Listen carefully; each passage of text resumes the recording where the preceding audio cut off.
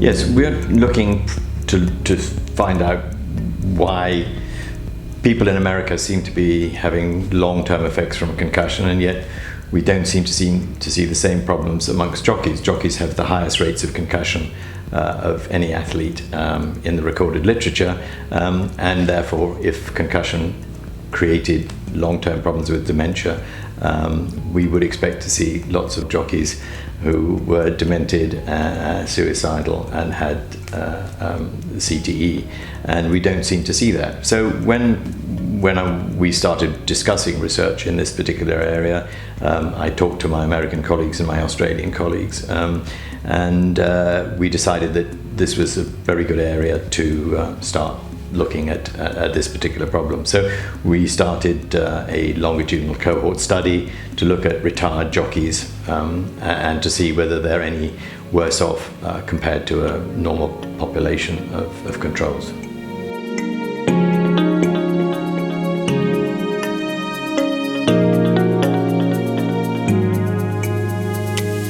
We've been very lucky, yes. When we first launched, it seemed to hit a note with the people. Concussion is a very high profile problem at the moment, and we've had a very strong response from members of the public as well as retired jockeys. We've also extended it to Ireland now, so we're broadening the group that we're looking at, and we've had plenty of controls sign up. But it's the first part of the study will take 3 years, so we won't get anything until about 2019. But by that stage, we hope to have screened about 250 people, and within that group, there will be matched controls. The difference with our study and most other studies is that within the jockey population, there are a large number of girls. There are similar studies going on in Australia, in Australian rules football, which has a very high rate of concussion, but they primarily don't have any girls. Rugby league, again, American football doesn't have any girls, but in the UK, in point-to-point racing, for instance, the number of jockeys is split 50-50. So we have large numbers of ladies who have concussion. So that makes us somewhat unique, and the ladies get concussed slightly more often than the boys, 4 times far more often, in fact, and we don't really understand why that is, because they by and large are better riders. They fall off less often, but when they do hit the ground, they're more likely to get concussion. So there are a number of factors that make our study quite different to the ones that are going on elsewhere in the world, but it will take 3 years before we have anything decent to publish.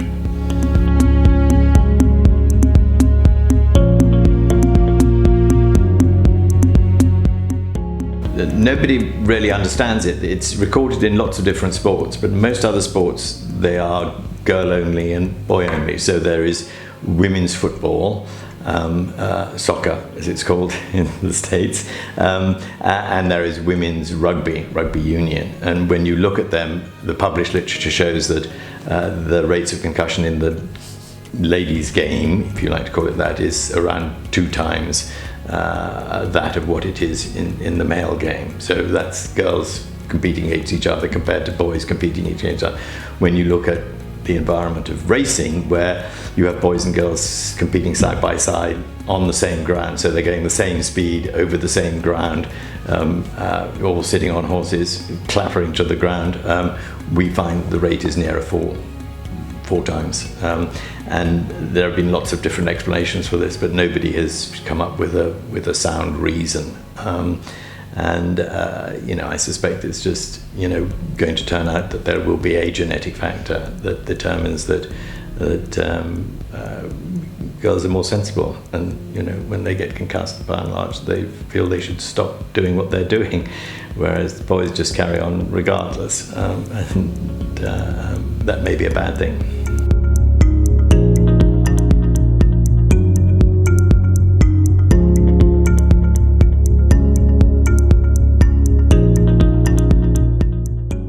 Yes, I think CT is really, really interesting. You have lots of data coming out of America which seems to indicate that if you have a concussion, you have a much higher rate of getting depressed, suicidal, and dementia. And when you look at the CTE research, you find that actually a lot of the people who they've seen don't have CTE on their brain, and that normal people who've never had a concussion and stacked shelves in a supermarket all their lives do have CTE. So we don't really understand the relationship between CTE and concussion, and a lot of work is being done around the world on that. No, we're looking at that in terms of we're doing neuroimaging and we're doing neuropsych testing, and we're storing blood plasma on all our patients. And what we really anticipate is that sooner or later one of the groups will come up with a biomarker, and they will say, you will find that this particular parameter in blood is associated with CTE, and then we will analyze all our samples for the biomarker. The problem is if you're doing those biomarker studies, they're incredibly expensive, and so forth. You look at literally dozens and dozens of biomarkers without finding anything. We're sort of a bit cheating. We're keeping the plasma, waiting for somebody to come up with a biomarker, and then we'll come to it. So yes, that is an area of great interest to us, to be able to diagnose CTE during life. But we do anticipate that there will be a lot of people in our control group who will have CTE and have no symptoms, do not appear to be suicidal or depressed, and have never been concussed in their lives.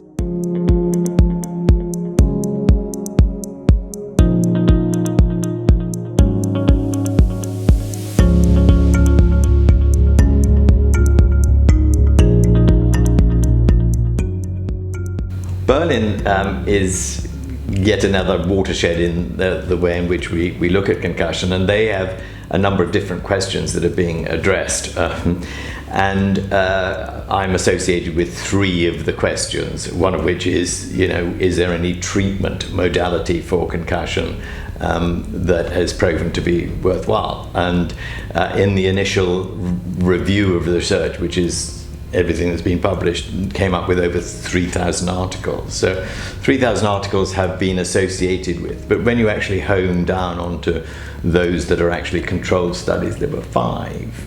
Okay, out of the 3,000, only 5 came up to scratch, and they were of variable quality. And so a lot of interest has been devoted to this area, and a lot of research is going on. But it's difficult to see what you look at in Berlin. You're not looking at work in progress. So the stuff we're doing will not be presented in Berlin. It will be presented the next time round after the 2019 data has been reviewed. So what you're looking at is a number of different areas that are of particular interest. One of them is the return to play. How quickly after a concussion is it safe to return to action? And there are very few studies that have looked at this. The standard requirement is a sort of 7-day protocol where you increase exercise gradually day by day. But there is no science for that. That's been invented from just experience, which is why it's a consensus group. There's no research to prove that actually works very well. And a lot of people are interested in accelerated return to play. In the old days when you broke a leg, we put you in plaster for 6 weeks, and then your rehab took forever. Now we get you up and about very, very quickly, and we mobilize every injury very quickly. And yet we're talking about cognitive rest for concussion. We're talking about people who are not meant to use their phones, they're not meant to use their computers, they're not meant to have any kind of cognitive stimulation, and there's not great evidence that works. And certainly my jockeys take no notice of that whatsoever. After a concussion, they'll be riding out the next day. They don't take days off, they don't switch off their phones, they don't not watch the computer, they don't stop reading the newspaper. So it looks as if my jockeys haven't come to great harm by having cognitive rest immediately after concussion, but time will tell whether that's going on. So that's one area, which is the immediate return to play. The other area is the complex concussions, where they don't seem to recover. The majority recover in 7 to 10 days, and everything is hunky-dory and they just get back to what they were doing before. But a number of them go on continuing to have symptoms, and they're very, very difficult to treat. And that's universal wherever they are in the world. And we do lots of investigations, we do scans on them, but we've not found any way of actually managing it. So that's a particular area. And then there is what treatment you might use and what are the long-term effects, which is what we're looking at. So I think there are a number of areas that we'll be looking at. I suspect there'll be, as usual, a lot of discussion and controversy about what is evidence is not. But if it has not been published, we won't look at it in Berlin. And people sometimes misunderstand that because they hear of research that's going on, as I say, in the USA or elsewhere. But if it's not been published, we can't included in the review. So I think there will be an update. There'll be a number of areas, and particularly in relation to children. I think we're getting more and more cautious about allowing children to be concussed when their brains are not fully formed. And I think that's just sort of common sense. But the original concept of concussion was that it was a transient phenomenon that did not involve any neurological damage. So I described it as rebooting your computer. Occasionally your computer freezes, you can do nothing with it, so you switch it off and switch it on again. Lots of flashing lights occur and little things whiz across the screen, but actually nothing will work until the computer is ready. It switches itself back on again. And that happens with concussion. You're a bit doolally and nothing really functions very much, and then suddenly you wake up and away you go.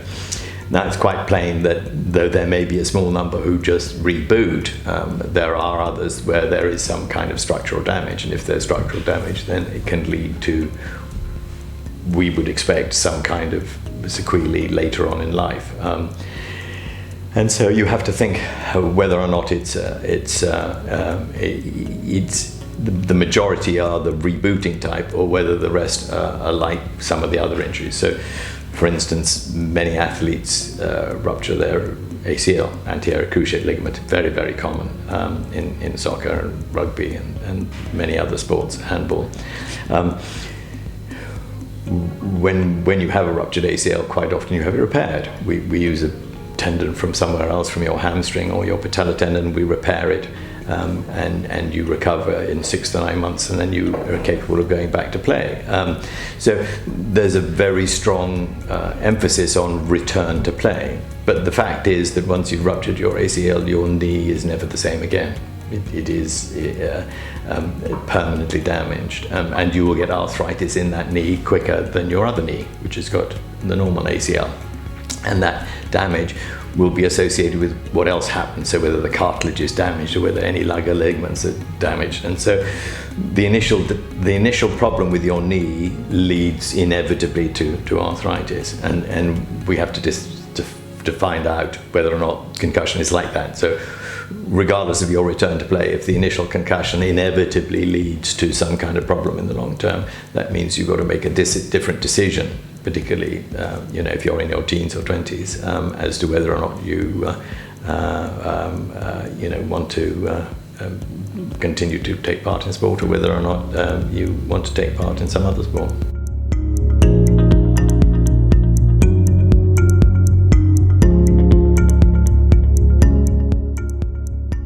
I think people are always worried that this kind of research is trying to ban sport, and we're particularly interested in boxing, for instance, and the boxers are always very keen to participate, but they're always deeply suspicious that you're trying to ban their sport. And the answer is that's not the intention of any of this research. What we need is information so that people can understand the risk. There's a risk in crossing the road, there's lots of genetic risks with cancer, and you have to be in a situation where you make up your mind whether you want to take that risk. And that's what we're doing. We're going to say the risk of having long-term problems with this is the equivalent of having 3 chest x-rays or 1 flight to New York, or there have been very high-profile cases recently. For instance, Angelina Jolie has a genetic marker which is well published, which leads the chances of her having breast cancer very high indeed. She took particular action. That's not mandated. She chose to take that course of action.